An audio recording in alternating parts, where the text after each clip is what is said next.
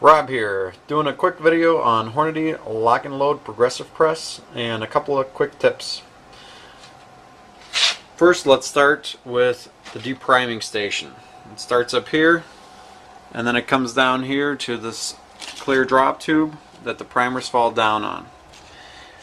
Alright, the whole goal of this setup is that the primers fall down this tube, and then the tube is supposed to hang into the trash can and then collect all the spent primers. One of the big problems is that when you are moving the press, especially as you're cranking it up and down, sometimes the tube shakes a little bit, and what happens is primers end up all over the floor here. So one quick solution: you take a small Ziploc bag, you cut a corner, and you tape it onto the end of the tube. You seal it shut, and it will collect all the spent primers for you. When you're ready, just open it up, dump it into the trash. No more spent primers all over the floor. Alright, that was the first quick solution. The second one is reloading 38s.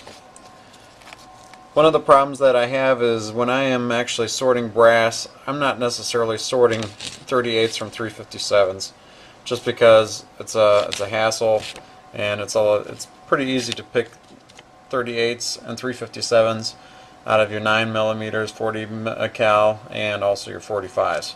So I just collect them all in a single bag, and then I sort them as I'm reloading.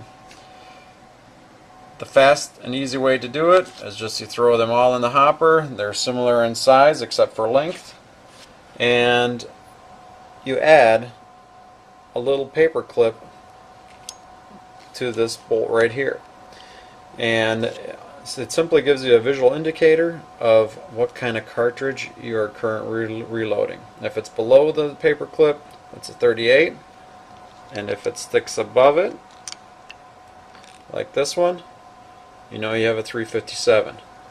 So 357 comes around the drop tube, simply pull it out and keep reloading. No harm, no foul. Like I said, it's a quick and dirty way not to have to sort through every single piece of brass or try to line them all up on the table, you know, or whatever trick that you're trying to use to sort out the 357 from the 38.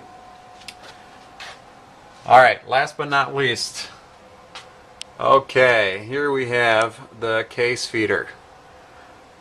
One of the problems that I've experienced with the case feeder is that this is all a sealed unit.